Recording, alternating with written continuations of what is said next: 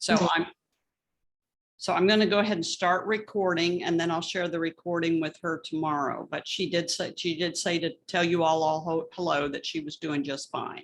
That's good. Glad to hear that. And Annette, it's good to hear you say, or Lynette, it's good to hear you say that you liked the assignment, because in some of the other longer classes, like the master classes, people will just, beat their head against the wall and pull their hair out because trying to get the assignment right, but then they always marvel at how much they learned. And that is really an important thing in photography. Sometimes, it's a monarch egg in the garden that I'm trying to photograph, or yesterday it was a hummingbird coming to the feeder. Sometimes it's that forced exercise where we ask ourselves to do something, and that's where we learn so much. So there is nothing wrong with saying, okay, so today I'm going to go photograph flowers, or tomorrow I'm going to photograph that frog or whatever. Because even if it's the stuff you don't usually photograph, you're going to learn a lot from it. Yeah, it was very, very, it was frustrating, but it was really interesting the way once I got done taking the pictures and was looking back, and I'm like, oh, that's why she said do that. Good. Yeah, it was wild. Good. Okay, so let's look at your homework assignments first. Okay, so Celeste, we get to go first with you. Great. And You had a nice fountain. Thank you. Just you all have all been through this, so you all totally understand. One second.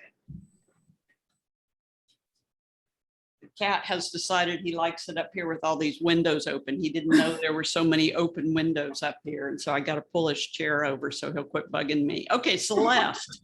So you started out with a half of a second at f8. And you notice also that half second, you notice that she's pretty shaky, either because of your tripod or whatever you had the camera solidified on. I was using a stool. I ordered a tripod today because I'm not doing that again. Yeah. A tripod really makes your life easier. So at a half a second, you see how the, everything shakes. But then you did much better at a quarter of a second as you got a little bit faster. But then notice that your focus point moved over here on this pot instead of over here on this pot. So, and this is a common problem that we have in photography, is we're paying attention to everything else and we forget where our focus point needs to be. But your exposure looks good. Your water's blurring. Yay. You got blurred water. So you're going good there. And then watch this also. Quarter second, f8, and eighth of a second, f8. Now you notice how you're staying at f8. So that means that you weren't balancing the light meter, right? I did, but I think it's because that's in my covered patio and it was later in the day, and I think maybe it was dark in there. Would that make a difference? Little darker. We'll see, we're getting a bit darker in the exposure. So that's telling me that where this one was a quarter of a second and an eighth of a second. So the f-stop should have changed. To keep those two in harmony with each other, because now it's getting a little bit darker. We still got the blurred water, so we're looking good. You got your focus point back over on the right place. So you did a good job there. And then here you can start noticing how it's getting darker. Really dark, yeah. So see, it's still at f8, 15th of a second, still at f8. The water's getting more solid. Yay. So it's working. But then at a 30th of a second, see that we're getting darker again. And so that's this whole f-stop not changing. And so you were changing your shutter speed, but just not watching that light meter probably. And then here's the focus point goes off again over into here. And you notice, because the pictures get darker, that's how I know that you weren't balancing your light meter every single time. But you got that blurred water. Congratulations on that. Yeah. And then here you are in the backyard, and you've got your, we're doing the f-stop again to show the blurry background. Mhm. And you've got your focus point on the plant, but then notice the focus point slips back here. Oh, yeah. And this tells me which camera. Okay, so you're the Nikon. Icon. Uh-huh. And do you have the one individual focus point activated or all of them? I don't know. I did your settings, but that may have been the one I couldn't figure out how to do. Yeah, I think it may be. I think I was having trouble finding that one. because if you have all the focus points activated, then the camera just chooses. And I bet you that's what you've I got. do all the little dots inside my lens. Uh-huh. Yes, they're all, yes, I have all those. So I need to Okay. change that setting. Yeah. Yeah, so we need to move that to Okay. one individual focus point. And then here, watch, it bounces back to the plant, Mhm. and then it does the same thing. It kind of bounces around, and then there we go. And then your stool lost clarity again. Yeah. And then also on this one, because your plant's so close to the background, you're Mhm. not going to notice much of the depth of field change. Okay. So it really needs to be 8, 10, 12 feet away from each other. Okay. Pretty substantial distance from each other Okay. to see it. Yeah. But otherwise, it looks like on these that you balanced your light meter because the light looks the same no Mhm. matter what picture we're on. So you're Yeah. doing a good job there. Okay. Yeah. Great. Good job. Thank you. Okay. And then Lynette, you kept trying and trying and trying. Yeah, they just wouldn't go. I don't know what to do. She could see them in Dropbox, but I couldn't see them in Dropbox. And so it was just crazy. So we don't know where they went. They're somewhere. They're in the ether. If they show up next week, will you let me know? We'll know where they are. You know what? It depends. If you post them in Dropbox just from your desktop, it may not sync up to the cloud.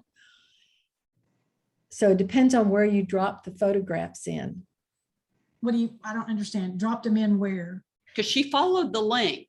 So you The did it from the central link. Mhm. Yes, I did it from the link. I mean, from the link.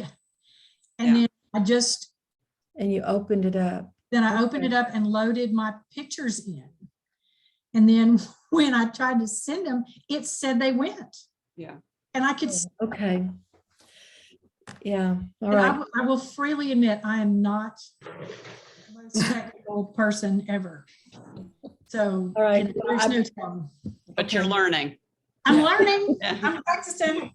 I'm And having what- a good time. What I have found with Dropbox, and one of the common mistakes with Dropbox, is you have to wait and let all the pictures load, Yeah. because it's not a real fast process sometimes. No, it's not. It took like 20 minutes. Yeah, to yeah, load it in. yeah.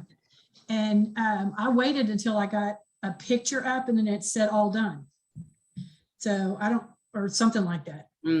Yeah, I'm sure I didn't do one tiny little step. one tiny little step, exactly. So Yeah. you know, Exactly. it's okay. I learned a lot. Yeah. I'm learning more. So Suzanne, here's yours. That's cute. And Suzanne did a nice apple for us with, and this is her. Good yeah, thing I there's didn't eat it. And this is your F22. You've got a good exposure, because notice that this whole white area down here didn't blow out on your white table. It didn't blow out. And your apple is a nice focus. So here's F22. And Suzanne, you did a great job, because here's your F22. Here's your F16. This is your F8, if I'm not mistaken. And you can see that background just getting blurrier. Here's your F8. You can see that background just getting blurrier and blurrier. Here's your F7.1. And you see how this works, Celeste, when she's got like a Mhm. long distance. This is, Yes, you got to make I sure do. that you're a long distance away. Yeah, that looks.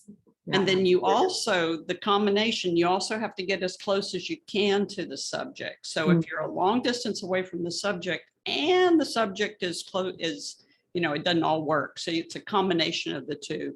So now at 7.1, Suzanne, your background is just getting absolutely beautiful and blurry.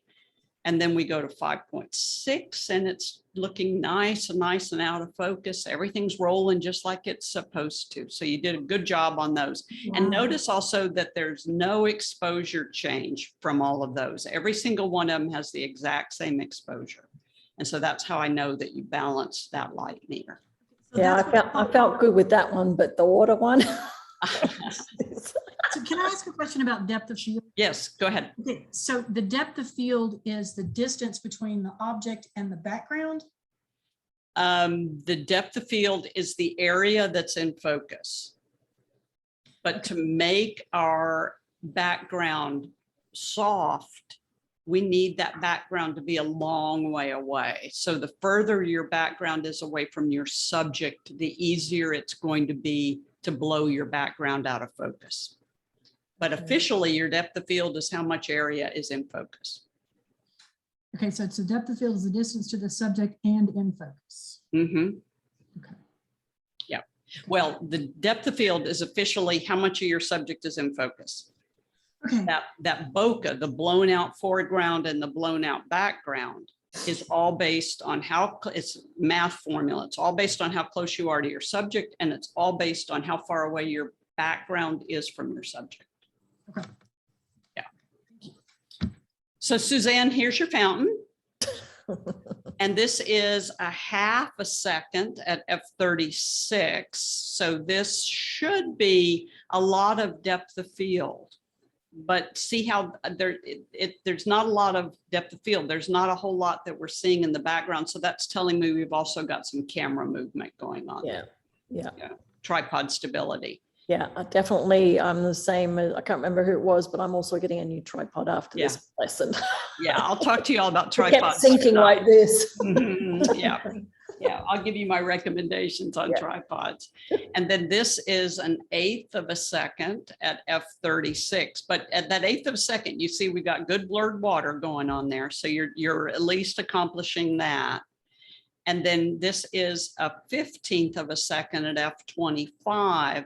So once again, we got a little bit of camera movement going on, but you got some good water blurring going on there at a 15th of a second. And then this is a 30th of a second. Notice how we've got your first bubbles showing up. I didn't even notice that. Yeah.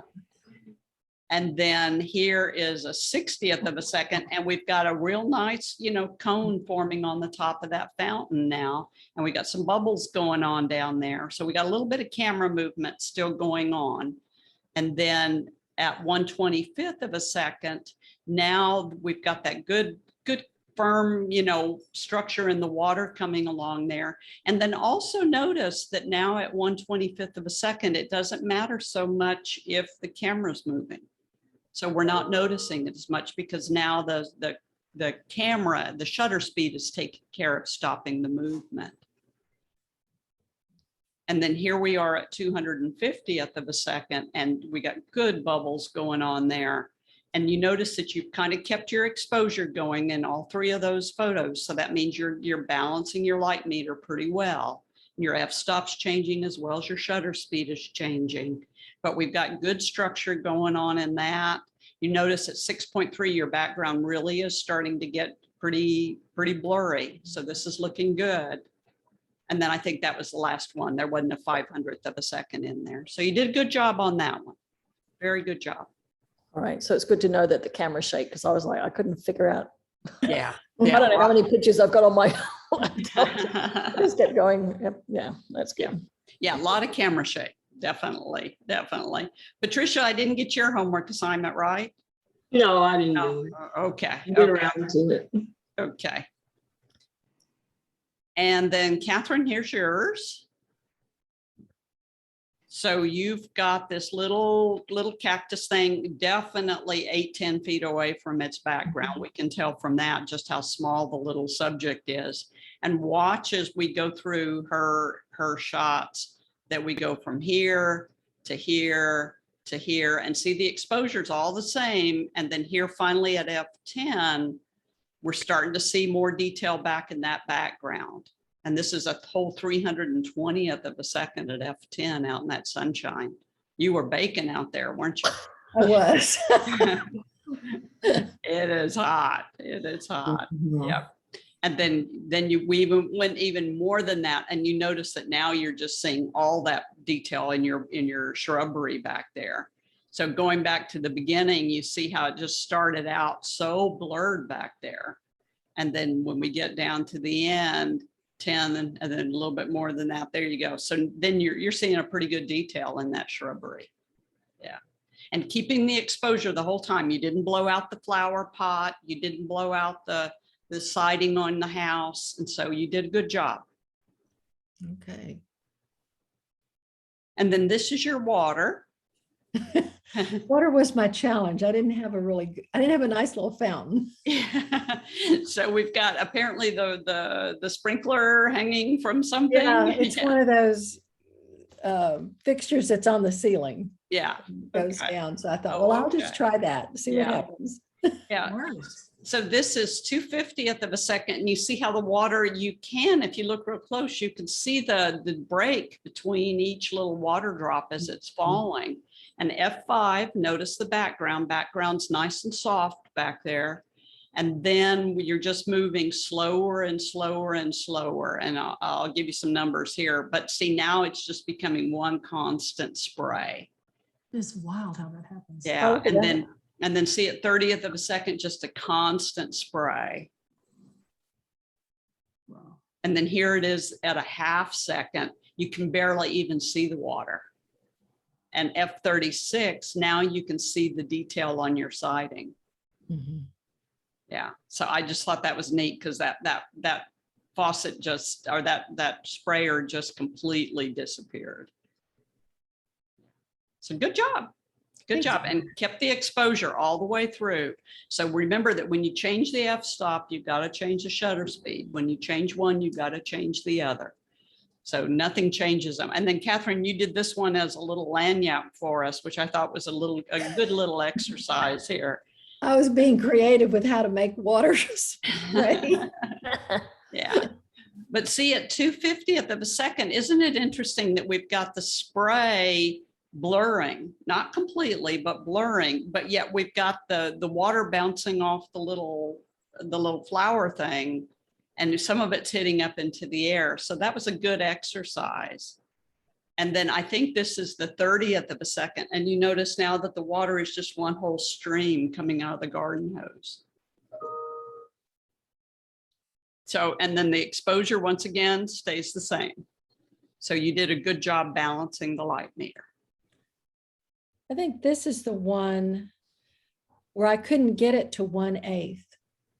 Yeah, And then I had forgotten to do 115. I don't know where 115 went, but it just, And I didn't put all of them in there, but it's Yeah. probably because it was so sunshiny outside that you couldn't get to an 8.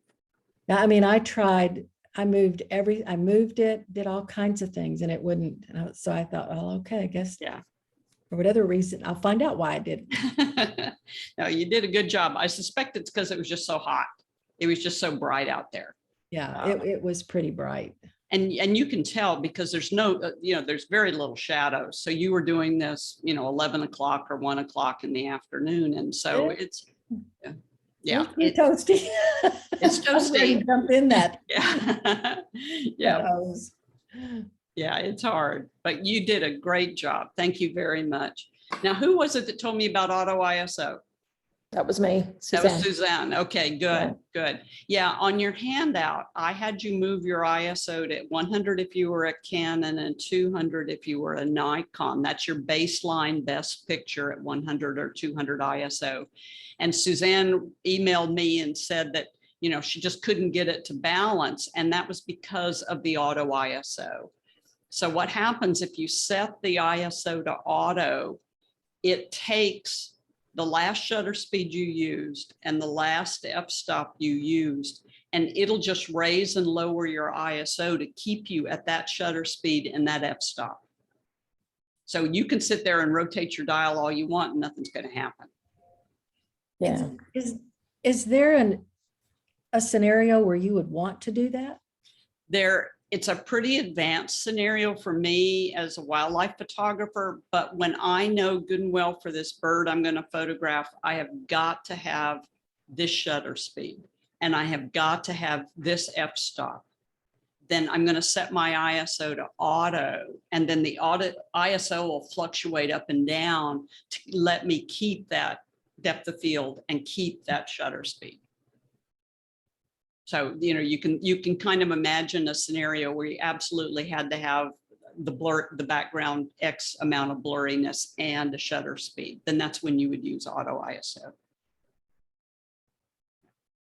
And then also the plus minus exposure button.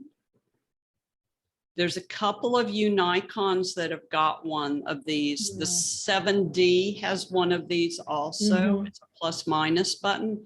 And what this is if you push this button, and then you can now permanently dial in an underexposure or permanently dial in an overexposure. And once again, we would use this in particular situations. But if you have this plus minus button, you need to make sure, until you know why you're doing this, that that's always set to 0, 0, because otherwise you won't be able to balance your light meter. So your light meter will never go into the middle because you've told it don't. And so that's one of those things that you've got to watch out with. Now, Patricia, on your camera, you've got a plus minus on the back of it, right? And that's to change your f-stop. So just make sure that you don't push that plus minus and move it positive or negative, because then the same thing will happen with you. Okay. Okay, so that's to change your f-stop. And then I think anybody Nikon, Johnny or Celeste, that you only have one dial on your Nikon? I just have one dial. You just have one dial on the Nikon. So that's the same thing, just like Patricia's just got one dial on her Canon. That's to change our f-stop when we're in, that's to change our f-stop. So make sure that you haven't inadvertently set that, because if you find that you can't get your light meter set, that's what it is. Okay. So then just push it, rotate it back to the middle, and then start over again. Okay. Okay. Just one of those little bugaboo things that'll drive you crazy until you figure out why. Okay, so cameras, you can put these in your hands now on your camera and or in your hand. And I want to talk to you first. I want to talk to you about automated modes and why we would use them. Now, before I leave homework, anybody have any questions about each other's homework? No, thank you all. Yes, thank you. I learned a great deal. Thank you. Good. We learn a lot from each other. There is something to be said about class. We learn a lot. Yeah. Well, I didn't even know I had bubbles in my picture until you said it. They were very pretty. Okay, so I have taught you how to use the manual mode. This is where you dial in the f-stop and you dial in the shutter speed and you put that light meter right in the middle. I would like you to stay on manual mode for maybe the next month, provided you are practicing over this month. So if your camera goes in the closet and you don't do anything with it for this month, that doesn't count. Provided you are out working on your camera, either inside or outside. And by the way, go buy a flower at the grocery store and then come home and challenge yourself to photograph it on your dining room table. I mean, this doesn't have to be hard. It's hot right now. Do stuff like that, and you're going to find that you just learn a lot. So I want you to stay on the manual mode. And why I want you to stay on the manual mode for the next month is I want you to stay until you can just explain to yourself why you choose an f20 or an f8, or why you choose a 120th of a second shutter speed. I want you to stay in that mode until you can explain that to yourself. And then once you can explain that to yourself, then you can move into some of the automated modes, because you have probably already figured out that by the time you rotate in the f-stop and rotate in the shutter speed and get the light meter right in the middle, you know, the day is finished. it's just taken you a long time to do that. So it's not the fastest way to shoot. But I've had so many people over these 26, 27 years tell me, I'm so glad you made me stay on manual. I know f-stop and shutter speed. So I just want you to understand and get that in your head. Then we can move off of that. So in the manual mode, right, everybody right now? Yep. M mode? Yep. And would you make sure that your f-stop is on 5.6?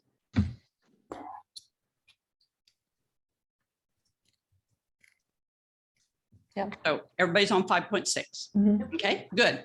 Now rotate the dial to the A or the AV mode so that everybody has a little dial on the top, and just rotate that to the A or the AV mode. I think one of the cameras has a mode button that you push and you rotate it to A. Okay, so AV is called aperture priority. Canon calls it aperture value, so it's AV. Nikon calls it aperture priority, so it's A. And for Sam, who will follow this recording on your Sony, it's also A. So what the aperture priority is this is where you set the f-stop and the camera balances the light meter for you with the shutter speed. So pick your camera up, push your shutter button halfway down, and point your camera at the wall or the floor, and you will notice that your light meter is in the middle, correct? Okay, I hate to say this, but I can't find my aperture. I can't figure out on my Nikon 500. So you push and hold the plus minus button and rotate the dial, the main dial. So you're on the 500 is a 1-dial camera or a 2-dial camera. It's a 2-dial camera. So it's either your front dial or your back dial. It's the back, and what am I supposed to be on? 5.6. Oh, that was no f-speed, f-stop. That's a f-stop. Okay, Yeah. so got the f-stop set at 5.6. Yes. To get it to aperture mode, what do I do? Oh, you rotate, do you have a mode button on top, or do you have a dial like I'm showing you? I do have a mode button. So push the mode button and go to A. Oh, okay, got it. Sorry. Okay. I'm back. That's okay. That's okay. Okay, now point your camera around the room at f5.6 and push the shutter button halfway down, and you'll notice that the f-stop the shutter speed sets for you. Do you see that? Mhm. And then point your camera up at the light, and you'll see that the f-stop stays at 5.6, but the shutter speed now goes faster. See that? Point your camera down at the floor, and you'll see that your shutter speed goes slower. Well, And point your camera at a wall or something like that and take a picture, and just click the shutter, and you'll see that it takes the picture. And then if you look on the back, it looks like it does in your room. Once again, doesn't look great. We're not taking great pictures in your room, but it looks just like it does in your room, correct? right. Now, when you're looking through the viewfinder, do you see the light meter at I the don't. bottom of your viewfinder, or do you not see the light meter at the bottom of your viewfinder? I don't see it. So I do see it. You see it? Is it in the middle, Suzanne? Yep. Yeah. Patricia, do you see it through the viewfinder? I do now. Yes, in the See middle. mine. And it's in the middle. Now, you Nikons, you notice you don't see it. It's not there. Well, So when you're in aperture priority and you're a Nikon user, you don't see your light meter at all. Does anybody Nikon see your light meter? I do, You do? but not all the time. Right, but right now, do you see it? When you push the button halfway down? It depends on how much light is there. Like when I point it at a lamp, I Uh-huh, don't see it. If I point it to a darker part of the room, yeah, it will show it, but it's in the middle. it's in the middle. Exactly. And that's that Nikon camera that I call a worry wart is that even if you look on the back, it'll say, uh-oh, this is too dark. You know, it's just like, it's always freaked out that we're going to try to make it do something it doesn't want to do. Okay, so how it works in aperture priority is if you are a Canon user, you do not see your light meter. Or excuse me, you do see your light meter, but if you are a Nikon user, you do not see your light meter. As long as your exposure is balanced, your light meter is balanced. If you're a Canon user, your light meter will show up right in the middle. And your Nikon user, you won't see your light meter at all unless you happen to go over in that dark corner. Nikon users try, Celeste and Annette, try that too. If you go in a dark corner, does your light meter light up? No. No, not on your camera. Mm-mm. no. Okay, see, each one of them's just different. Each one of them's got its own little It thing. does. When I looked at the floor, it did come on. It did come on? Okay, good. The only thing that comes on mine is it gets these two triangles that are blinking at each other. But that's not where the light meter is. I don't know what that is. Oh, okay. Okay, the two triangles that are blinking at each other, that's telling you it's having a hard trouble focusing. Oh, well, yeah, it's dark over there. Yeah, that's what's going on there. Okay. Okay, so put your camera down. This is when you would shoot in aperture priority. This was when you would use aperture priority. When you know good and well what f-stop you need, and you're willing to let the shutter speed fluctuate, then that's when you would use aperture priority.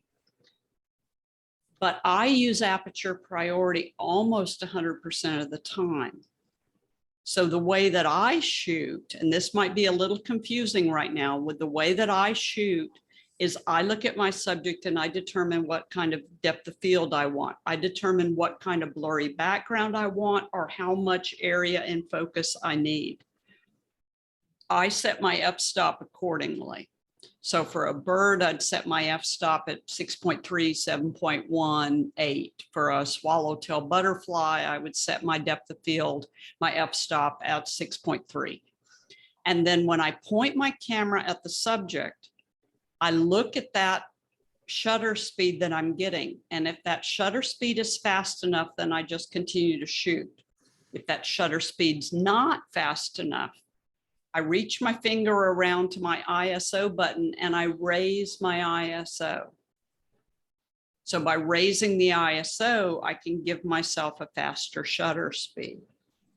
So if I were doing a series of portraits, I don't do portraits very often, but if I were doing a series of portraits, I know that I would need a 5.6 or a 6.3 for faces. And I would want the background to be as soft as possible. So I would probably go on with a 6.3. And then I would use my 6.3. And now I'm watching my shutter speed. And if that shutter speed's not fast enough, then I would push my ISO button and raise my ISO. And you notice if you look at your camera, your ISO button is usually very easy to access. So your ISO button is usually either right up on top next to your finger or in the back right next to your thumb. So your ISO is there so that you can raise and lower it as you need to. So I'm constantly raising and lowering my ISO based on the shutter speed that I need to stop my subject. So if we were in a bluebonnet field and we wanted to do nothing but portraits of bluebonnets, just beautiful blurry background pictures of bluebonnets, then we could set our aperture priority f5.6. And now we could just walk around that bluebonnet field, letting that background be blurry the entire, for every single one of our photographs. And all we're watching for is whether that shutter speed is fast enough. If it's nice and still and we don't have any wind, then I could use easily a 60th of a second or a 1/25th of a second shutter speed. And then I want to not do individual bluebonnet pictures, but I want to do whole fields of bluebonnets. Now I would change my f-stop to 22 or 32, still stay in aperture priority. And then I might have to move to a tripod. So I'm watching the wind to see how much wind is moving the bluebonnets to see if I've got a fast enough shutter speed. But that's when I would use aperture priority. Okay. So if I'm doing the whole field of bluebonnets, I'm going to be on f22 or 32. If I'm doing just an individual portrait of a bluebonnet, f5.6 or 6.3. Okay. If I were doing a party and I'm going to walk around just taking pictures of people at the party. Remember, we need a 60th of a second to stop human movement. Remember that? So I would need at least a 60th of a second. But then if I walked upon a bunch of people at a party and they were just cutting up and laughing and throwing their heads back, then I might need a 1/25th or a 2/50th of a second for that. So then in that case, aperture priority, I would still use my 5.6, but I might want to raise my ISO and get a faster shutter speed. So we're making those kind of decisions, going back to that group of people at the party and they're cutting up. Well, maybe I don't want to stay 5.6 anymore because they're not sitting right side by side with each other in the same plane of view. I might need to go f8 to include them both in the same photograph. So we're making those choices as we're going along. Make sense? Aperture priority? Mhm. Yeah. Okay. And you said 1/60th is for not blurring a person. Right. Just looking at us, or a cat or a dog. So just looking at us, that's 1/60th of a second. That was in last week's exercise. Yeah. Yeah. Okay. So up there on the top, there is also, if you are a Canon user, Patricia, there's TV, and everybody else, you Nikons and Sony for Sam, there is an S. So rotate the dial to the TV for the Canon user, and then and I'm sorry, the 7D also, Suzanne, on yours. And then the Nikons, you all are going to go to S. So this is timed value if you're a Canon user, or it is shutter priority if you're a Nikon or a Sony user. So now when you pick your camera up and you look through your viewfinder, pick your camera up and look through your viewfinder. And is your 5.6 gone away? Yep. Yes. Yeah, because now your dial takes care of your shutter speed. So you one dial cameras rotate your dial to the 60th of a second, please. Suzanne, your front dial, rotate it to 60th of a second. Yep, got it. Mhm. And then Lynette, I think it's yours. You've got your 2 dial camera, Lynette and Catherine, Yeah. right? 2 dial cameras. Yeah. No, I just have one. You I just have have to one press a dial? button. Okay. So Lynette, yours is a 2 dial camera, right? Yeah. Yeah. So you're going to use your back dial and rotate to 60th of a second. Got it. So what happens in in shutter priority and aperture priority for you 1 dial cameras is that your dial takes care of whatever mode you're in. And so if you're in aperture priority mode, your main dial takes care of aperture. If you're in shutter priority, it takes care of your shutter. So everybody's on 60th of a second shutter speed right now? Yep. Yep. Yes. Yep. Okay. Now point your camera down to the floor, because that's dark. We know it's dark down there. So what's your f-stop doing? Flashing. Flashing. Yeah. Yeah. Yeah. F-stop's flashing, right? Is your light meter showing up? Yep. Yes. Yes, and it's not balanced. And it's not balanced. Right. Right. And everybody else, Celeste, right? Yes. Yeah. Patricia, right? So it's Yes. blinking at you and it's not balanced. Okay. Because your camera now is telling you I can't use 60th of a second shutter speed. I don't have enough light. Point your camera now at your light. So your overhead light or a lamp. And when you point your camera at your overhead light or a lamp, did your f-stop quit blinking at you? Yes. Still flashing. Still flashing? Yep. Anybody's f-stop quit blinking at you? Mine stopped at 7. You're still flashing? Okay, if your f-stop is still flashing at you, rotate your dial, your shutter speed dial now, and make it slower. So go to 30 or 15 or 8 until your f-stop quits blinking at you.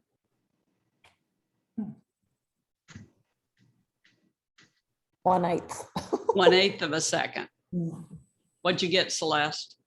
Mine went to 14. 14th of a second. Yeah, yeah. And then you can just take a picture if you want to.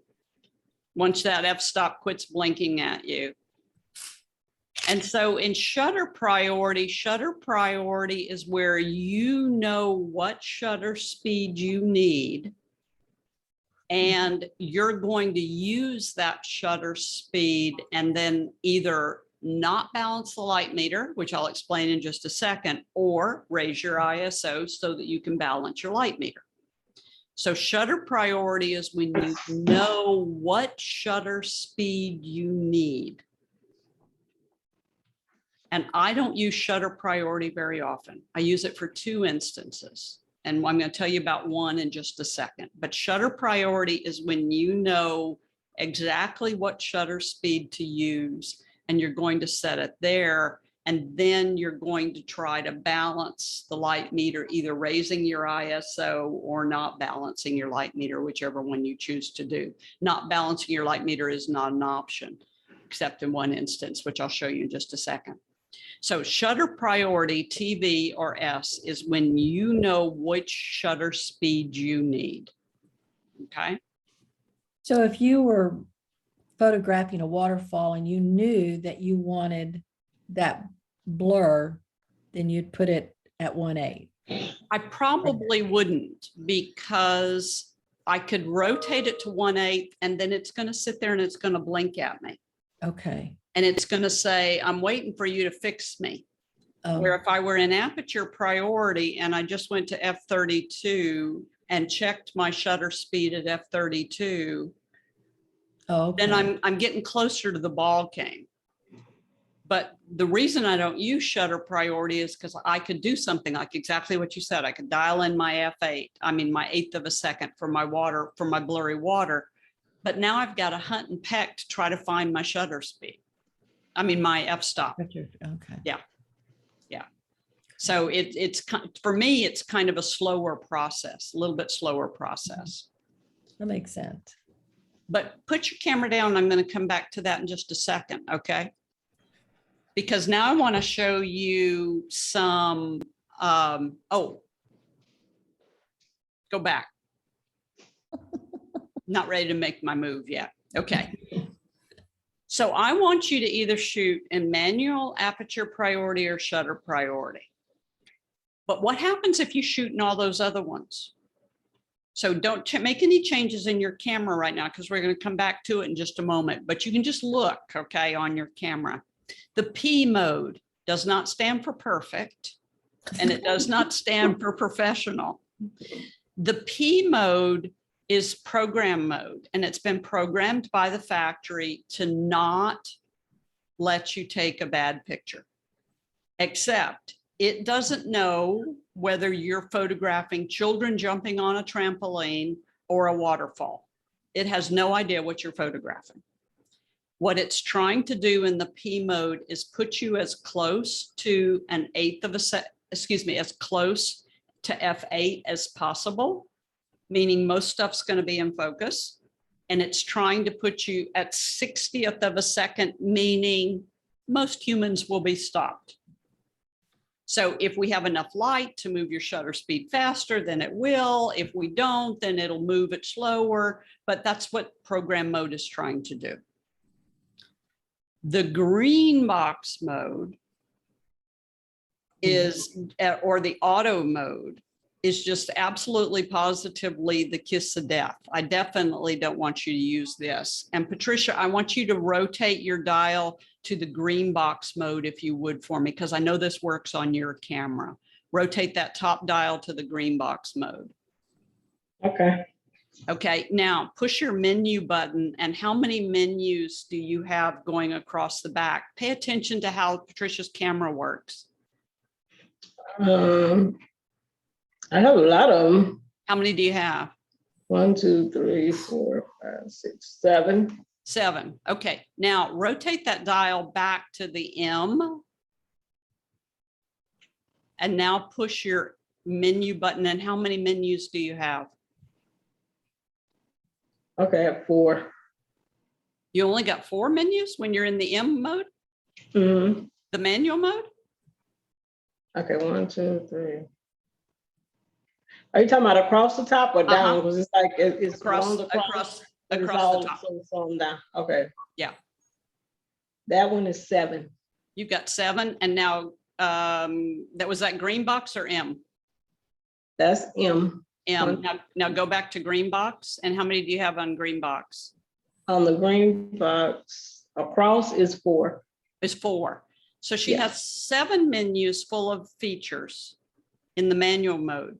But if she goes to green box mode, they only let her have 4 menus full of features. It doesn't work on anybody else's camera, so don't try this. But what's interesting is there's 3 menus full of features that Patricia paid for with her camera that she doesn't have access to because the camera manufacturer assumes she doesn't know what she's doing. Otherwise, she wouldn't be on green box mode. But if she didn't know that, she's like looking around for features and she can't have them. As long as she stays on green box mode, they don't even show up. They're not even grayed out. Jeez. She literally doesn't have them. So that's why I don't want you on green box mode. So Patricia, go back to your TV if you would for me, okay? Okay. And then you've got some other little icons. You might have some other little icons like a lady with a hat or something like that. Well, that's portrait mode. But in portrait mode, what are you trying to do in portrait mode? If you were taking a portrait, what are you trying to do? Focus on the face, Focus on the face, exactly. What do you want the background to do? blur.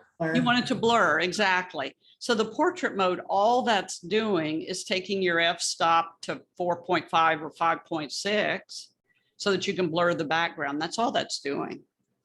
There's a mountain mode. Some of y'all have a mountain mode. That's the scenic mode, and that's to do landscapes. And what f-stop do you need to do a landscape?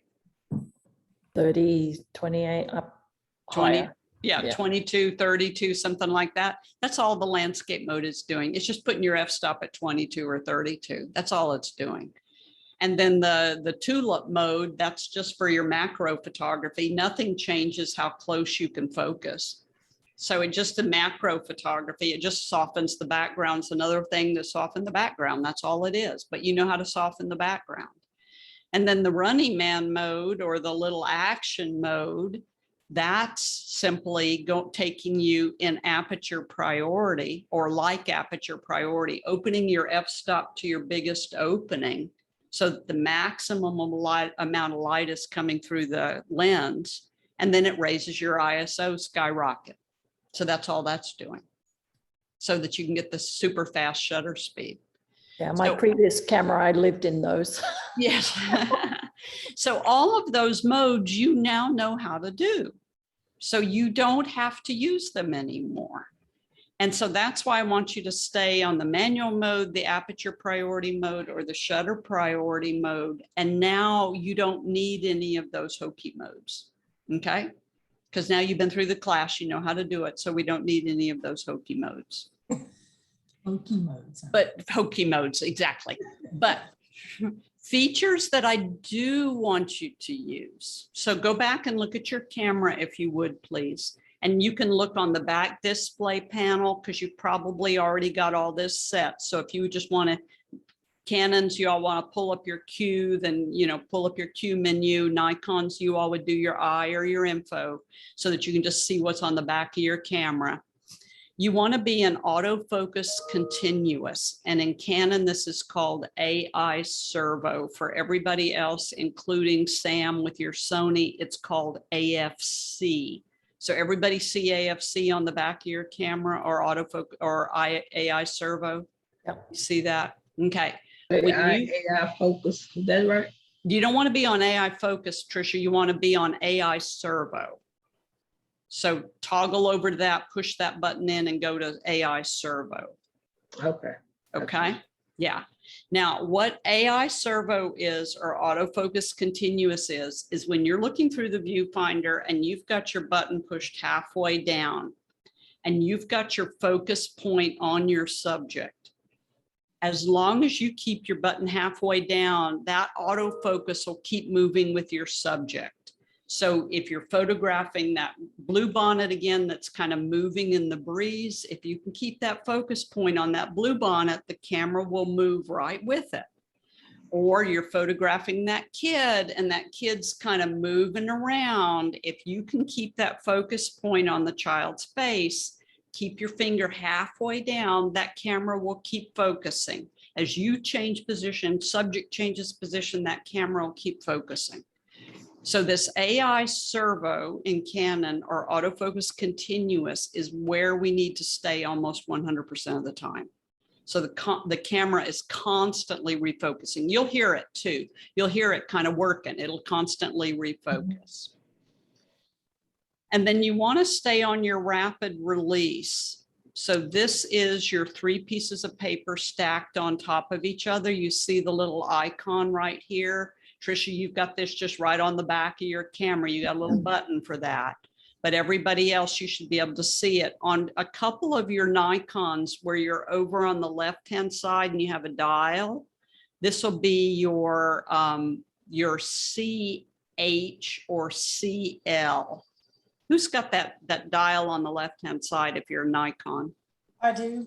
Yeah. Johnny, you got, Annette, you got yours? I do. I have a CL and a CH. Good. Okay. So CL is low, and that's the 3 pieces of paper on top of each other for everybody else. Okay. Johnny, Annette, the CH is the 3 pieces of paper with the H. Okay. What should I have, Kathy? You should have 3 pieces of paper on your back display panel. I'm not you- seeing it. You know, when you pull up on that info and all that stuff shows up on the back, Mhm. you should have 3 pieces of paper back there somewhere. Or do you have an icon anywhere on the camera that shows 3 pieces of paper on top of each other? Yeah, there's something that might be, it looks like an L is in the middle of it. Yeah, that's what I have. It's called your release on if you're a Nikon.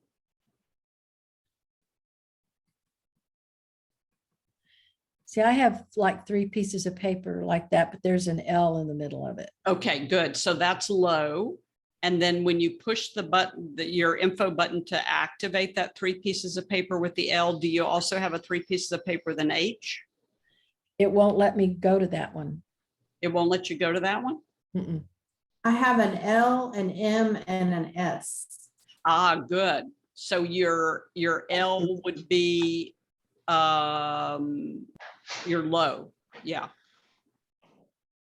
So do I want it on the L? Is that what I want? Yes.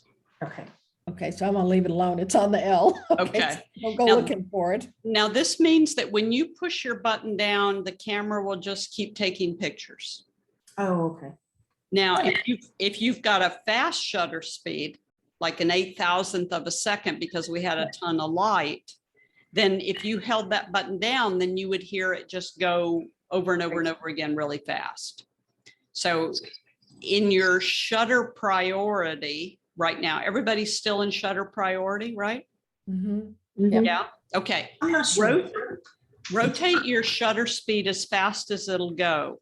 So some of you can go to 8,000, some of you can go to 4,000.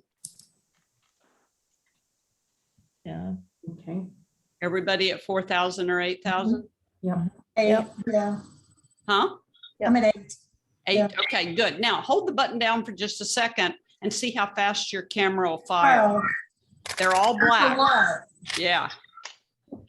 Every single one of those pictures is black because we Yes, don't it have is. enough shutter speed for that. But you see how fast your camera will fire? Yep. Wow. Mine's not. Mine's not either. What's it doing?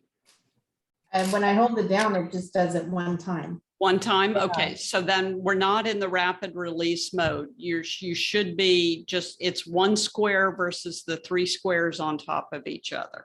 Okay, then there's something else that, Yeah, there's another something else feature in there. there that we need to Okay. find. All Okay. right, I'll Okay. look at that. Yeah.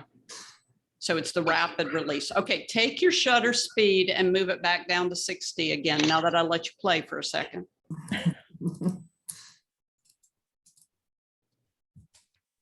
And Catherine and Celeste, when I come to the back of your camera, there's a picture coming up. I might be able to figure out where our little problem is, okay? Okay. Okay, so this 3 pieces of paper on top of each other, or the CL or CH up on the top dial of your camera, then this is your rapid release. We don't always want to keep it on the fastest release we can, but if we're getting ready to photograph, our child jump off a diving board in a competition, then we don't want to take one picture at a time. We just want to fire like crazy. So in me taking a bird taking off, I just want to fire like crazy. And the bride throwing her bouquet, we just want to fire like crazy. We want to get as many of those pictures as we possibly can. So that's that 3 pieces of paper on top of each other. And then the individual focus points, Celeste, we still need to find this in your Yes. camera, correct? Yeah. Exactly, yeah. So we want only one focus point, and we want you moving it around with your thumb on the back of your camera, either using the 4 little toggle points that you have, or some of you all have a little joystick little thing that you're using. But we want those individual focus points so that we can put them on the subject where we want them to be. Going back to what we were talking about before, if I'm doing a bride throwing a bouquet, I want to be focused on the bride's face through that whole shot. Mhm. And so I don't want anybody to grab the focus away from that shot. So that's why we need to make sure that we've got the ability to move those individual focus points around. So Kathy, if you had a group of people Yeah. and they're all, let's say for the first instance, they're all pretty much in a line. Yeah. Basic group people. Yeah. Yeah. So obviously the F, you'll want that up because you don't want to just be blurring too much. You want to try and have it all in focus. But what would you then do with your focus point? Would you still just have one, or would you change it to be a bit more of a cluster? You wouldn't do a cluster because then the camera's choosing. You Okay. always focus on mother, because if mother looks good, everybody looks good. Okay. Okay. So that's that you always focus. You always think about that. Who's the most important one that I want to be in focus? Okay, got it. Hey, Kathy, I do have a button that has the 3 pieces of paper, Good. and I remembered because that's what I have to set to use my remote. Okay. Yes, because it has the timer on it. Yes, exactly. Right. And Exactly. so it should be on the high normally, or No, on the leave it low. Just leave Mhm. it there. And Okay. where'd you find that button, Catherine? It's on the top. It's almost right next to the dial, Okay. and it's just a little tiny button. With 3 pieces of paper next to it, right? Yes. Yeah. Yes. Yeah, that's what we're looking for, Celeste. Okay. It's on there somewhere. Okay, I found the one with the 3, but it has that L, M, and S, and I Yeah, have if you- it on L. Yeah, if you press it down, it'll show up. You'll see a little picture, and then you'll see a row of 4. You'll see an S in a box, series, and then L, a series, and H, then like 5 seconds, and then 2 seconds, and then you'll see some other, Yeah. and then there's a Q. I don't know what the place. Q is. Oh, quiet. Yeah. It's in there. That's your timer. Yeah. Okay, and then now for your flash, and just Sam, so that when you're watching this, here's your 3 pieces of paper. See here, just check the screen real quick for a second. Here's how it is showing up on the back of Sam's camera right there. She's got that 3 pieces of paper. And so that's where her drive, and then there's her timer right next to it. So Sam, here's where your flash is. And this is what I'm going to talk about for just a second with your flash. Let me see, Trisha, here's yours, and you pop your flash up just right up here next to your viewfinder. There's a little lightning bolt button, and then Trisha, here's your 3 pieces of paper. You found that one already on your camera, didn't you? Mhm. There you go. Okay, and let me see, here's Nikon's right here, and let me see. This is moving us toward the flash as opposed to the 3 pieces of paper. So I'll see if I can find that, Celeste, and send it to you so that you know where it is. Okay. Thank you. Now, pop your flash up if you would, please. Everybody's got a flash on the top of your camera. There you go. We do? Yeah. Okay. Do you have yours may not have one. Lynette, do you have? It has a bracket for one. It has a bracket for one, but over on the side, right here where where my cursor is, there's not a little lightning bolt button. No, No, so you don't have a flash on yours I'm then. flashless. Okay, but you still need to make this change that you see on my screen. Okay. So you're going to go into your pencil menu. Nikons, you all might want to follow along with me just in case you've got this. I don't know if everybody does. I know Lynette does. Go into your pencil menu Yep. and then go to your E1 flash sync speed. This is only Nikons. Okay. And then rotate the dial all the way to the very top where it says 320 auto FP. Wait a minute, say that all again. Yeah. The flash syncs, Do you have your E1 menu on yours, Catherine? yes. Yes, good. Okay. Go to your E1 menu and then rotate all the way to the top where it says 320 auto FP. Mine says 125S auto FP. You don't have a 320? No, No? it goes from 1/250 down Uh-huh. to 1/60. You don't have an auto FP? Yeah, but it's 125, 1/250. Okay. Put it on whatever's auto FP. Okay. Okay. Okay. Catherine, same thing? No, I don't. I don't get to that menu Okay. that you have there. It has bracketing flash, and then when I go there, all I get is TTL. Okay. So I didn't think yours had this on it. Yeah. Yeah. You can Okay. do manual or TTL. Okay, that's good. That's good. Okay. Also, all of you all with a flash, Nikons and Sony, for Sam who's not here, push your flash controller button and look for this kind of little icon on the back of your camera or the top of your camera. And move it to rear, rotate the dial and move it to rear.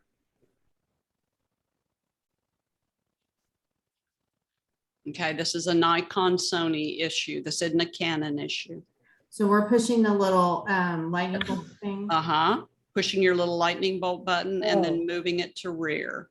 Okay, mine, when I do that, it says fill flash or flash mode.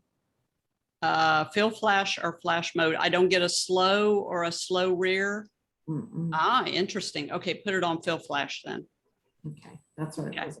I say I'm not getting when I press it down, I get a little yellow box Yeah, with a lightning bolt and an eyeball.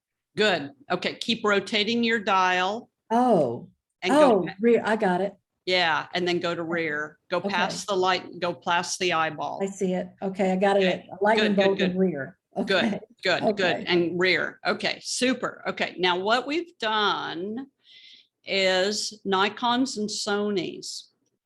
If we didn't have that rear set, anytime you used your flash, you would have to use a 60th of a second shutter speed, whether you liked it or not. And we don't always want to use a 60th of a second shutter speed, whether we wanted it or not. So by changing that to rear for you Nikons and Sonys, we have negated a factory preset mode so that you can now use your flash the way that you're supposed to use your flash. And that is that TTNL that you all saw. So when you pop your flash up, everybody pop your flash up. And we're now in shutter priority. Remember, we're still in shutter priority. So when you pop your flash up, rotate your shutter speed to 250. Yep. So it won't go to 250. Mine What won't either. What'd it go to? 200. 200. Yeah. What'd yours do, Patricia? 200. 200. Will it go to 250? No. it No. won't. Suzanne? Yeah, I went to 250, but it won't go any further up. Won't go any more than that. Okay, this is an important thing for you all to know about your camera body. This is what's called your sync speed.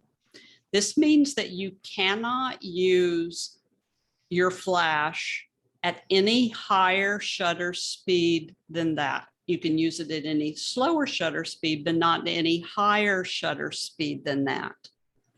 So if you're going to use your pop-up flash, you can never go to a faster shutter speed. If you use a top-mounted flash, on the other hand, Lynette, you had the FP, the auto FP, right? I don't know. In your E1 menu, didn't we just change that? Yes. Okay. And Catherine, yours went to 125th FP, auto FP, right? No, it would only do TTL. It'll only do TTNL. Okay.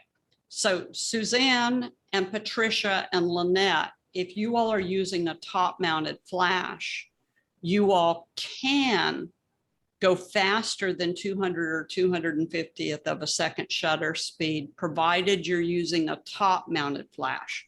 But anytime you've got your pop-up flash activated, it bottoms you out, or it tops you out at 200 or 250th of a second shutter speed. Okay.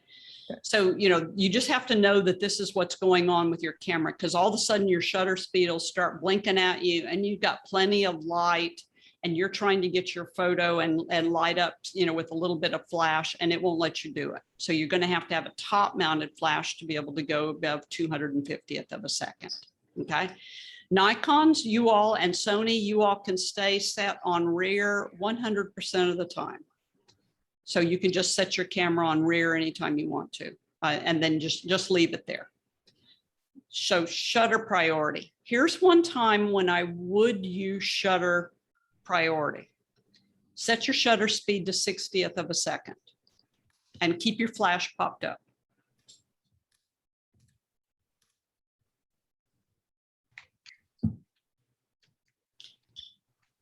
So I'm walking around my house and I'm having a party and the lights are, not super bright, nice and dim. We've got candles, all that other stuff going on. It's got nice ambiance to it. I can walk around the house now at 60th of a second and photograph with the flash popped up, or Lynette, you could use a top mounted flash. And now I can take pretty nice looking pictures where the background sort of shows up depending on how bright the background is. And it doesn't overexpose when I'm using my flash. So if you would just photograph a book or photograph a lamp or photograph, something in your room at 60th of a second. Yeah. And this flash now has been told, and it's programmed to go to the focus point and turn off. It is not supposed to light up the whole room. It is not supposed to light up, everything. It's only supposed to go to the subject and turn off. So this is called a TTNL flash. That's what your TTNL meant, through the lens metering. It takes into account what's happening through the lens and taking into account the light meter. And it's now just sending light to your subject. So how'd it look? Yeah, it was nice. Yeah, sort of okay? Yeah. Yeah, okay, good. So this, for instance, is TTNL. So if you look down at the ground, you'll see that there's a pretty definite shadow going on. You see that?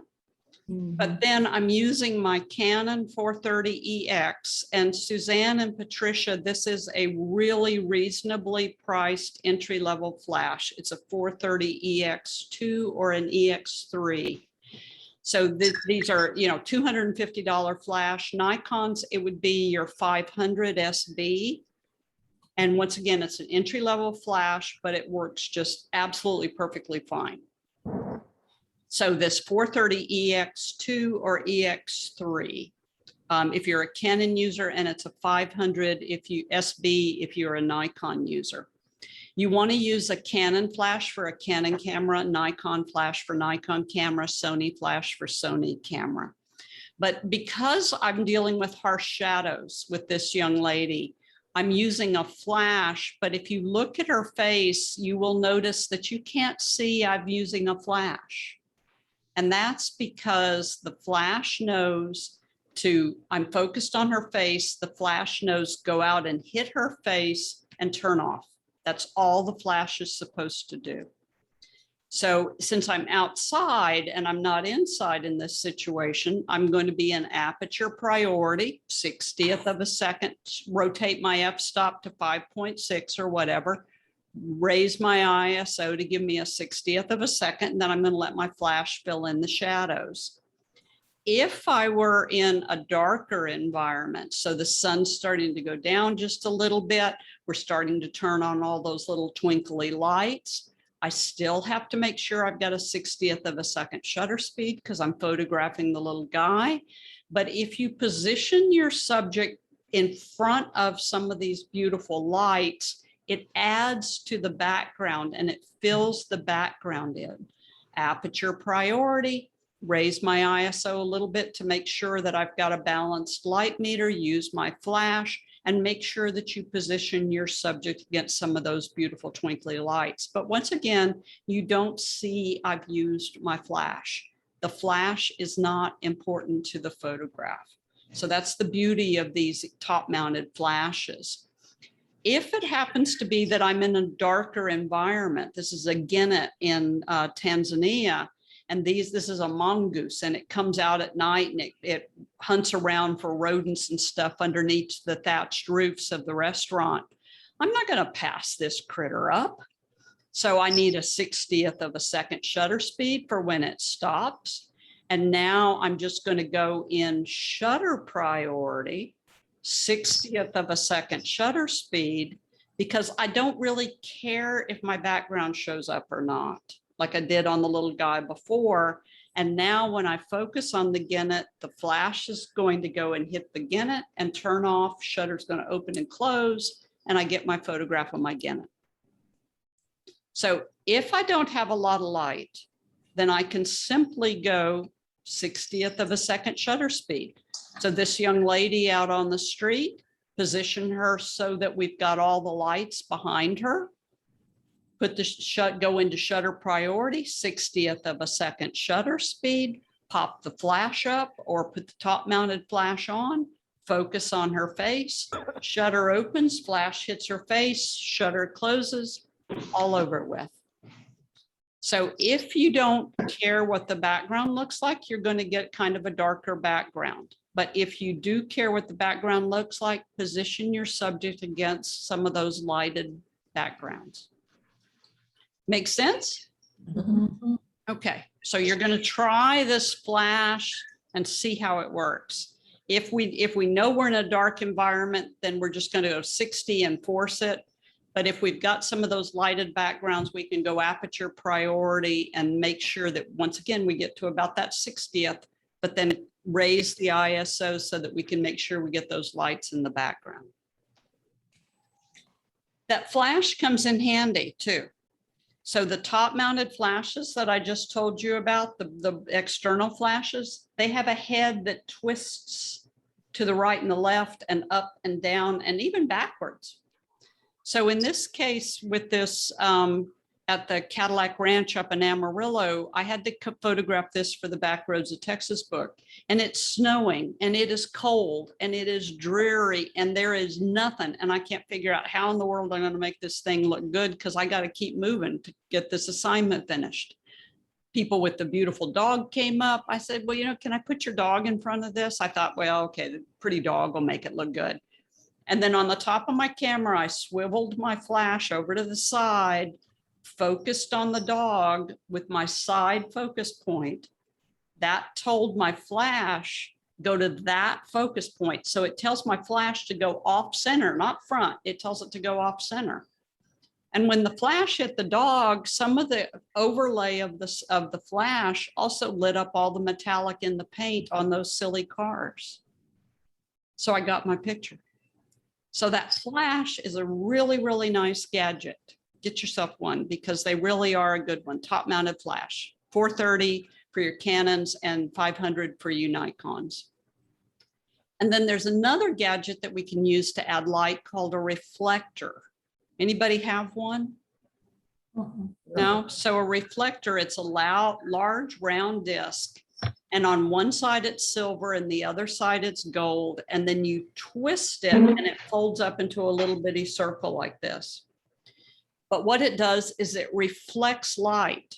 So in your homework assignment, which I won't get to see your work from your homework assignment, I'm going to tell you if you don't own a reflector, then take a piece of cardboard and cover it with aluminum foil. If you don't own a reflector, use the windshield screen from your car that reflects those Mylar things. And in this picture of this young lady, the window is coming in from the top right. And we put the reflector underneath her face right down here. And it's reflecting silver light up on her face. She has a pink complexion. So we would use the silver to reflect a whiter light. If you had a more olive complexion, you might use the gold to reflect more golden light. So one side's silver, one side's gold, so we can reflect different colors. So the reflector looks like this, and this costs $29. You can get it from Amazon. They'll have it to you within, 48 hours. But it's just a very simple 24-inch. That's the best size to use. One side silver, one side's gold. There's a diffusion panel in between, and this is for you to put between your subject and the sun in the event that the sun's too harsh. And then when you twist it, it all folds up into a little bitty case and you throw it in your camera bag and you don't use it until the next time. So a real simple little gadget, doesn't cost much money, but very handy. This reflector, by the way, on a woman's face is so forgiving because you don't see all the wrinkles that a flash is going to throw at you. So it makes a very, very nice portrait light. So it's really, really sweet. Whoops, here's another example. So you see what harsh shadows we're dealing with as the sun's, as the day's progressing. And then the reflector on the right side is just leaning up against a wall, right up against the young lady so that the sunlight is reflecting over toward her. You see how important this could be? This is a nice gadget to have. Very, very nice. So think about that, especially if you're considering doing people, because it really is a very nice gadget. There goes Kitty. Okay. Okay, questions on flashes or reflectors? Kathy, I have a question. When you were saying, like you said to focus on something across the room and that it would flash, it would pick up just what you focused on. But it's probably, maybe it's too far across the room, but when I did that, it lit up the whole room. Yeah. But I did something sitting on my desk and it did just that. So, yes. Okay. Yes, very good. Yes. If you've positioned your people all the way across the room against the wall, then that's where the light's going to go. Okay. So even though I focused on this plate that's on the other side of the room, it saw the whole wall. Yeah. Well, it just knows that it just needs to send light a long way off. Okay. So got it's it. not as precise once it's sending that light all the way across the room. Okay. All right. I just wanted to make sure I got it. Yeah. And I have another class just on flash if you're interested in that, Okay. and it'll come up. So another thing that you have to keep in mind is this concept of this depth of field. It's a parallel plane to the back of your camera. So if this is the camera, the depth of field is absolutely parallel to the back of the camera.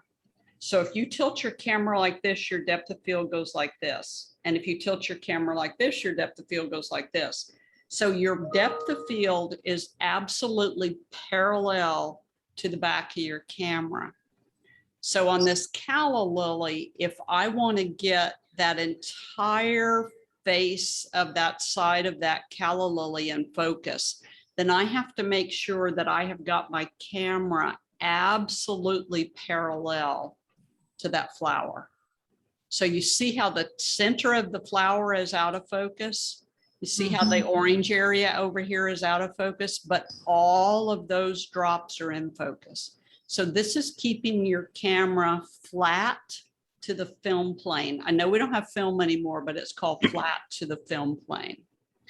So to get all of the butterfly in focus, then I have to keep my camera absolutely parallel to that butterfly. And then here with the beak of the caiman, the snout of the caiman, I'm using an f8. And f8, you would think we had a lot of depth of field.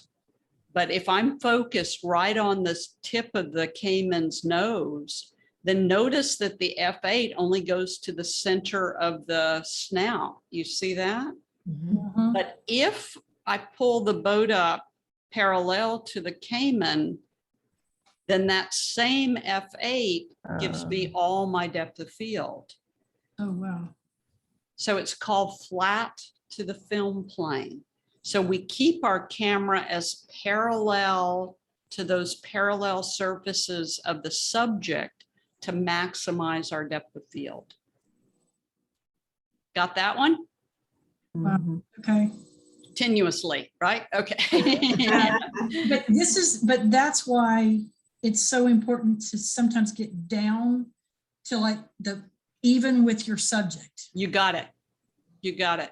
You got it. Because this even applies if it's a little kid and you're looking straight down on them, your depth of field is cutting through their face.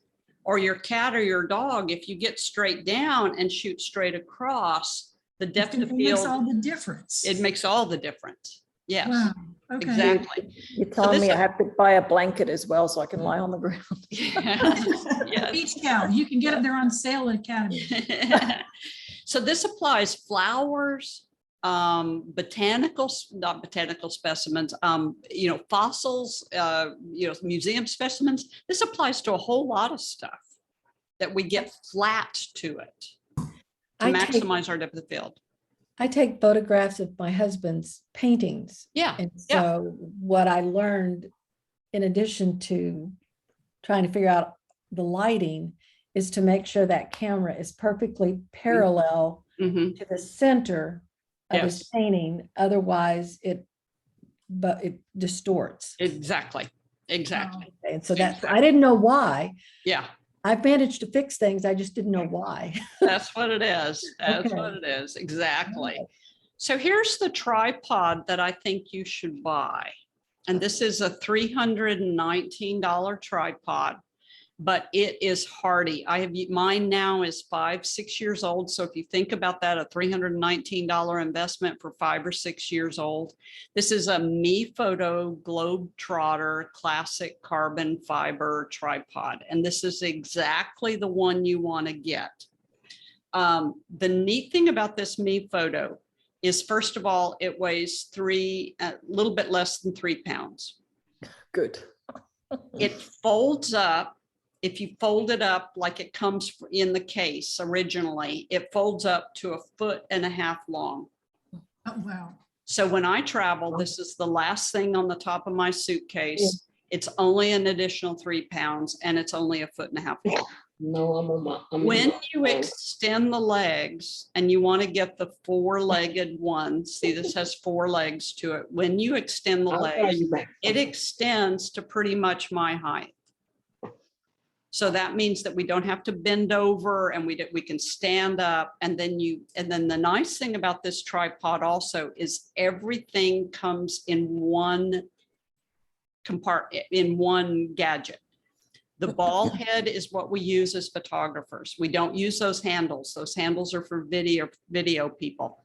The ball head is for photographers. And then we have what's called an Arca Swiss style plate that you screw that little top thing into the bottom of your camera, and you don't unscrew it after that. You leave it. It always stays on the bottom of your camera, and you buy a couple of them so that you always have them.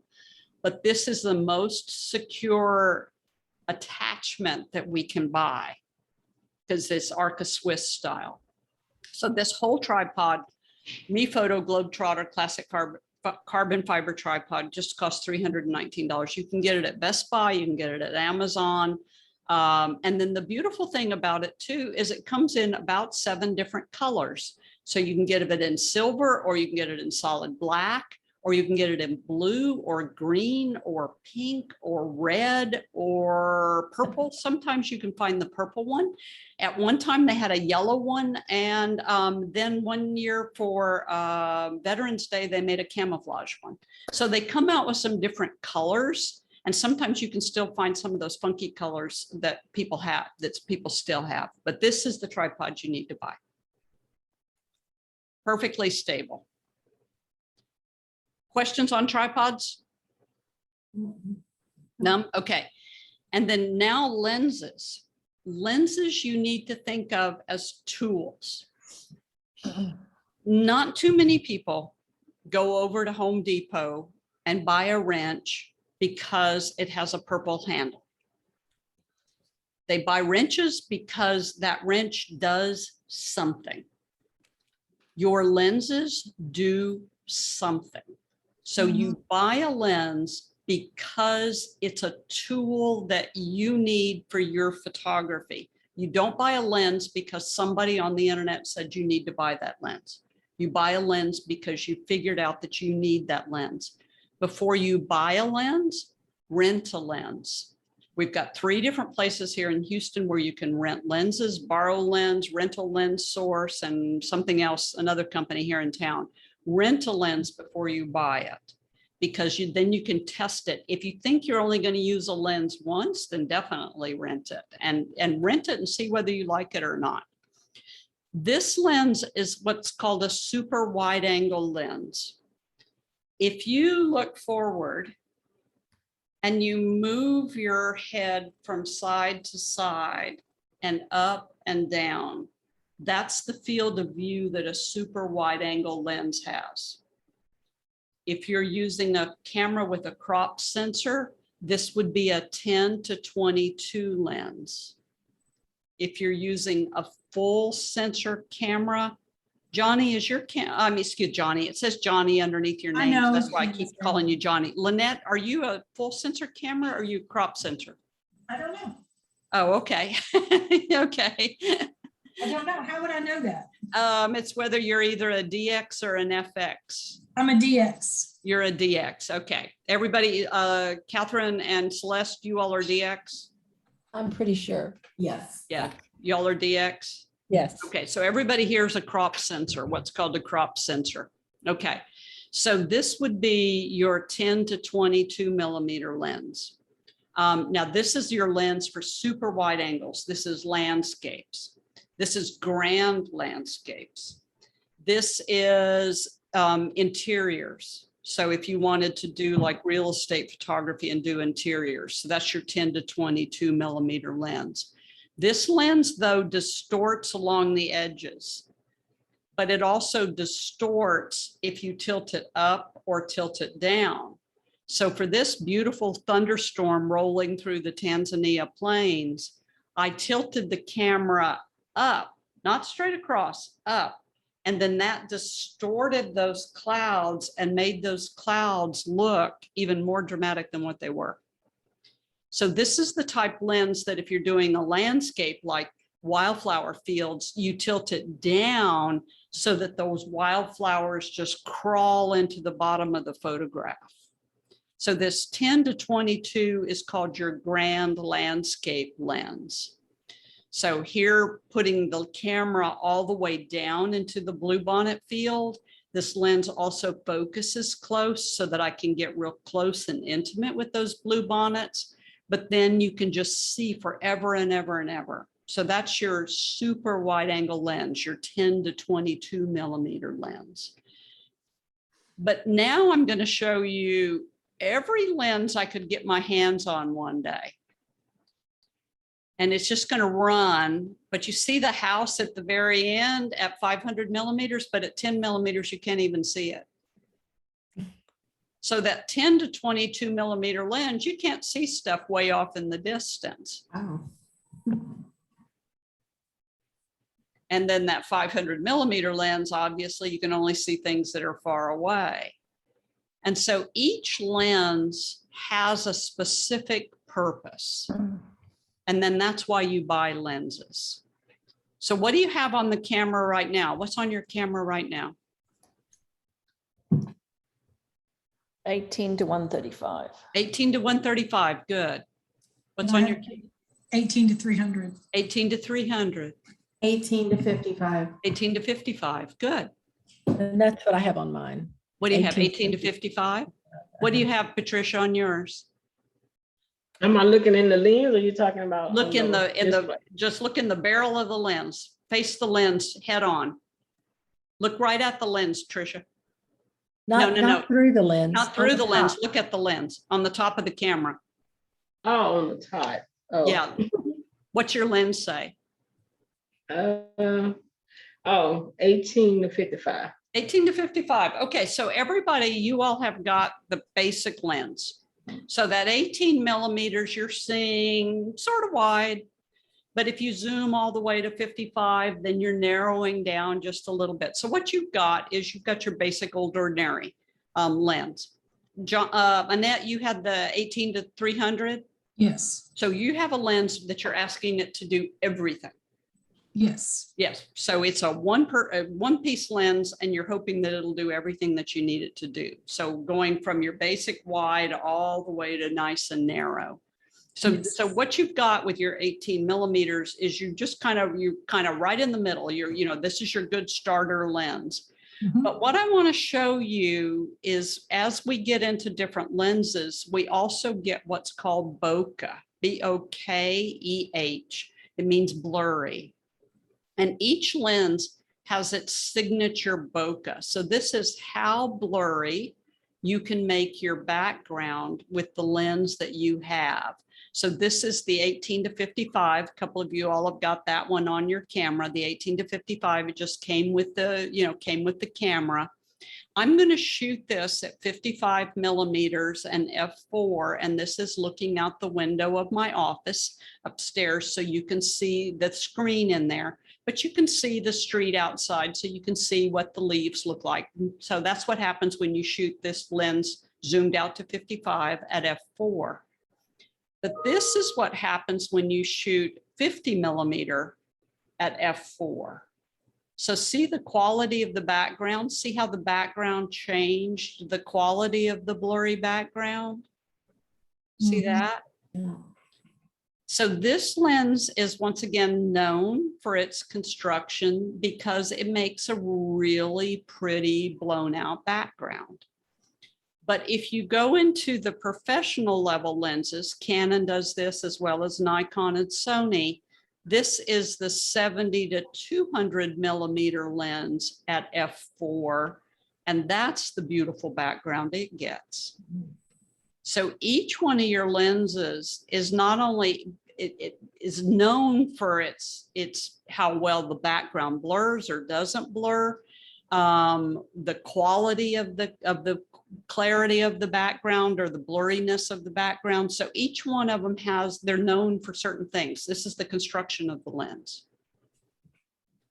So going from the very basic lens to a little bit more intermediate to the top of the line. So each one of them has something that they're known for, made for. Every lens has something that they're made for. Anytime you're shopping for equipment, I don't care if it's 5 years from now. If you want to email me and ask my opinion, I would rather see you buy the right piece of equipment first than to spend your money and not spend it on the right equipment. So anytime you're shopping for equipment, if you want my opinion, I will help you spend your money. Okay? And if you don't know whether this lens or this lens, I'll research it for you. But I'd really rather see you buy the right thing one time than have to rebuy and rebuy and rebuy. Okay. Even if you're looking at used equipment, because there's a lot of good used equipment out there right now on the market. Okay. And by the way, in my newsletter, I will periodically sell equipment for friends. And so if when my newsletter comes out, if you don't mind, sometimes I'll offer equipment as well. Okay. Classes coming up. I'll offer all kinds of classes, but I'm waiting to see if I get to go to Europe in the fall or not. So I'll put classes on in the next couple of, maybe next week or so, something like that. And so I'll offer a whole slew of classes in the fall once I can figure out whether the EU lets us travel or not. Who knows whether they will or not. What would be the next like step of your class that would be good for us to look for that you're going to offer? You can take anything now because you've been through basic.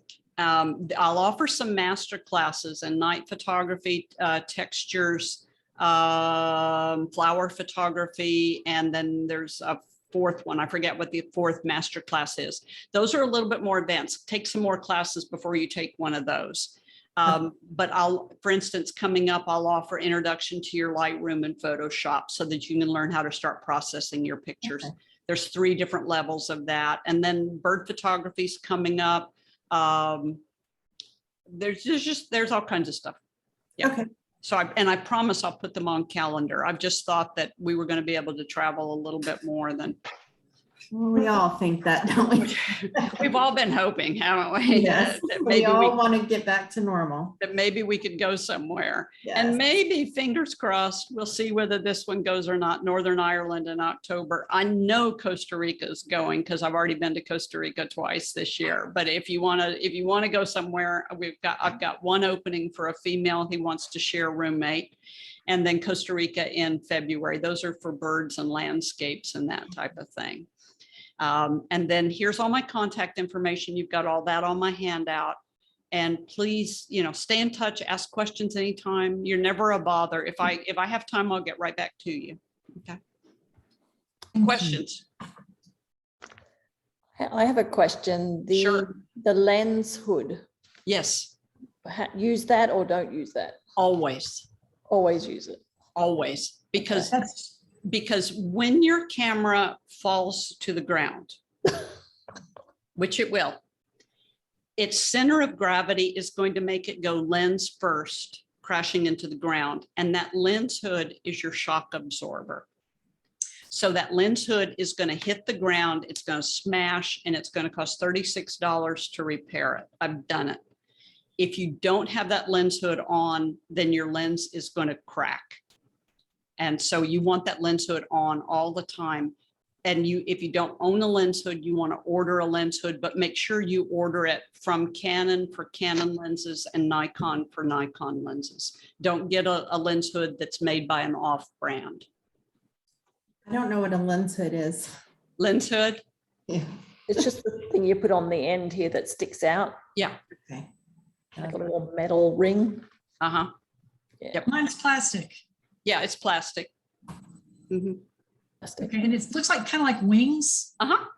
Okay. Okay. Mm-hmm. And by the way, if it has the little wings on it, if you're using the pop-up flash, you rotate it to where the indentation is so that the flash won't cast a shadow.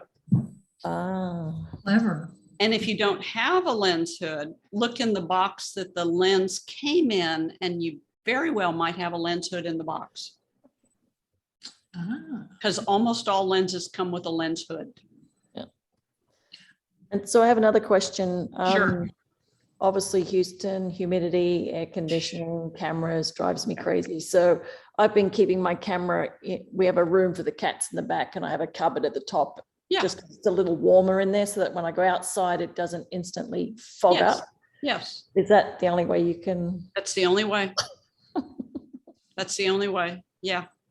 Yeah. And so when I take the camera from the house and then I might put it in the car to go someplace, I keep it in the very back of the car so that it won't get so air conditioned. Yeah. Yeah. Yeah. Because Because I'd get birds in the yard and I'd run out, and then of course the camera's all foggy, and by Oh, the yeah. time it clears up. They're Yep. gone. Yeah, they're gone. Exactly. Exactly. So can I leave my camera on the back porch in the shade? Yeah. Because it's not air conditioned back there. No, it's okay. Hot. It's okay. Not for long. But the key is that we want to keep them out of the humidity as much as possible. So when we go to Costa Rica, for instance, where it's very humid and still warm, we keep desiccant in the camera bag. And we zip the camera and the computer bags up at night so that they're sleeping with a bag of desiccant to keep them Okay. dry. But we don't have to do that in an air conditioned house. But in the event that you are going someplace that isn't air conditioned, we definitely want to keep them as dry as possible. Okay. And where do you get the desiccant? Just, You can buy it from Amazon, and some people save the little packages that come in their pill bottles or their shoe boxes, and you can buy it from the hunting department because people with guns use desiccant all the time to keep the humidity away from the guns. oh, okay. Other questions? Yeah, I have another one. Yeah, go ahead. The tripod, I think I did go online and look because I saw this in the notes. So that one, you can convert it to a mono tripod. And so if that's the case, when would you use a mono? Is that when you're trying to have some stability but need to move around quickly versus having it on all three legs? I mean, when would you use one versus the other? I would never use a monopod because it's garbage, because at that point you're still holding it yourself and Yeah. you've got to hold on to it. If I need to move around real fast, I put all three legs together and go where I need to go. And then I kick one leg out and now I can set my tripod out. Yeah. Now here's the rule for using a tripod, or the guideline for using a tripod. If you've got, a lot of you all have the 18mm lens. If you're zoomed out to 18 millimeters, you need at least an 1/18 of a second shutter speed to stop your own body vibration when you're holding the camera. If you don't have an 1/18 of a second, then you need a tripod if you're slower than that. But when you zoom out, Annette, you zoom out to 300, right? Yes. So when you zoom out to 300, you've got to have a 300th of a second shutter speed just to stop your body. Okay. So if you don't have a 300th of a second, then you need a tripod.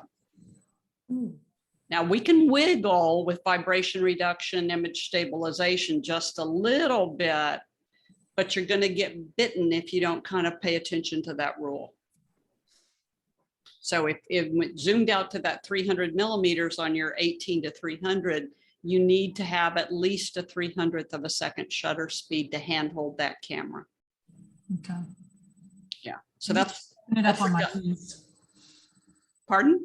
I prop it up on my knees. Yeah, if you can prop it up on your knees, that's okay. But you just got to be as steady as you possibly can. Right. Okay. But for instance, here's some places where we go in Costa Rica where we're just standing, at feeding stations. So the toucans are Right. coming in and the parrots are coming in, and, the birds are flying free, but we're in the enclosure. And that's the times when you want to make sure that you're on that tripod, because otherwise you're raising and lowering that camera all day long and your shoulders and your back are going to kill you. Yep. Yeah. Makes sense. Mhm. Okay, other questions? Y'all good? You've been a good group. Thank you very much. Thank you so much. You're welcome. This has been great. Wonderful.